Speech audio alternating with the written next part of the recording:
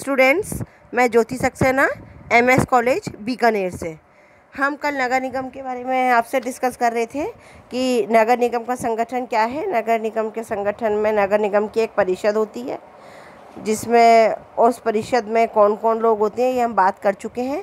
आज है नगर निगम के परिषद में सदस्यता हेतु आरक्षण। नगर 74वें संविधान संशोधन में अनुसूचित जाति जनजाति को उनकी जनसंख्या के अनुपात में आरक्षण दिया गया है। साथ ही इनकी महिलाओं को भी 1/3 स्थान आरक्षित किए गए हैं।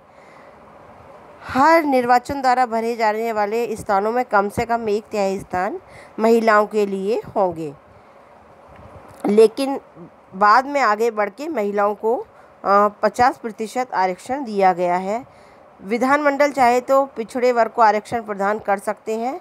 राजस्थान में पिछड़े वर्ग को शुरू में 15% आरक्षण था, जो बाद में बढ़कर 21% हो गया है।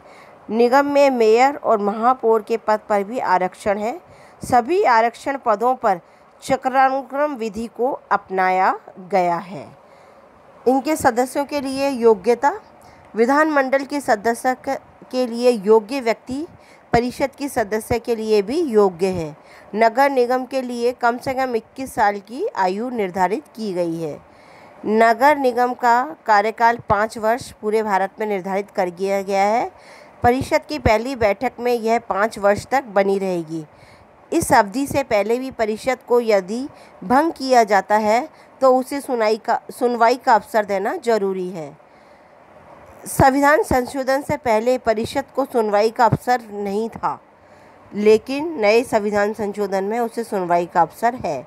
नगर निगम की बैठक साधारण बैठक 60 दिन के अंदर अंदर एक बार और एक कैलेंडर वर्ष में 6 होगी। अध्यक्ष उस तारीख को जिसको नगर पालिका के कम से कम 1/3 मेंबरों द्वारा प्रस्तावित किया गया है, हस्ताक्षर अनुरोध प्राप्त होने पर 7 दिन के अंदर विशेष बैठक बुला सकता है। यदि अध्यक्ष उपधारा 2 के अधीन समय के अंदर विशेष बैठक नहीं बुला पाता तो मुख्य कार्यपालिका अधिकारी 10 दिन के अंदर ऐसी बैठकों को बुलाएगा। 74वें संविधान संशोधन में नगर निगम की परिषद की कुछ शक्तियां और कार्य बताए गए हैं और संविधान की 12वीं अनुसूची में उनके द्वारा राज्य विधानमंडल द्वारा किन किन कार्यों को किया जाएगा उसके बारे में उल्लेख किया गया है। नगर निगम की परिषद को नियम और उपनियम बनाने का अधिकार है। नगर निगम का बजट परिषद पास करती है। निगम की ओर से संपत्ति को खरीदने बेचने का अधिकार परिषद का होता है। नगर निगम की समितियों का गठन परिषद के द्वारा किया जाता है।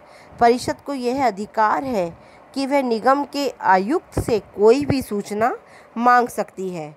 निगम के आयुक्त द्वारा निगम का वार्षिक प्रतिवेदन तैयार करवाकर परिषद के सामने रखा जाता है। मेयर और उपमेयर, महापौर और उप महापौर। हर प्रजातंत्र संस्था में एक अध्यक्ष और उपाध्यक्ष होता है। उसी प्रकार नगर निगम में भी होता है, जिन्हें मेयर या उपमेयर या फिर महापौर या उप महापौर कहा जाता है। नगर निगम का अध्यक्ष होने के नाते निगम की सारी कार्यकारी शक्तियां मेयर के पास होती हैं। नगर निगम का अध्यक्ष मेयर होता है, जिसे नीति के क्रियान्वयन से दूर रखा गया है। लेकिन नगर निगम के प्रशासन का सारा कर्तव्य आयुक्त के पास होता है।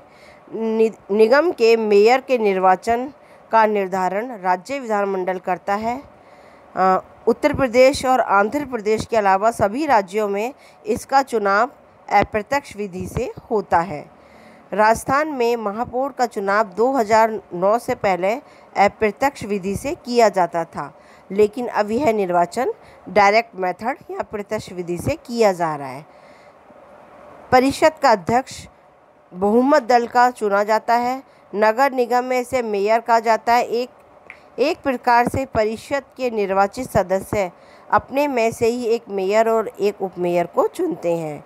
राजस्थान को छोड़कर सभी जगह मेयर का कार्यकाल 1 साल है, जबकि राजस्थान में यह 5 साल अपने कार्य पर काम करता है। मेयर अगर अनुपस्थित होता है तो उपमेयर उसके सारे कार्य और कर्तव्यों को संपन्न करता है। Thank you student.